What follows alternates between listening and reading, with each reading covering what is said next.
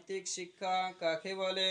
নৈতিক শিক্ষা নবী সাল্লাল্লাহু আলাইহি ওয়াসাল্লামের জীবন গঠন তথা আদর্শ জীবন লাভের জন্য যেসব আমূলবাহী শিক্ষা দিয়েছেন তাকে নৈতিক শিক্ষা বলা হয়। সবক নাম্বার 1 থেকে শোনাও একসাথে।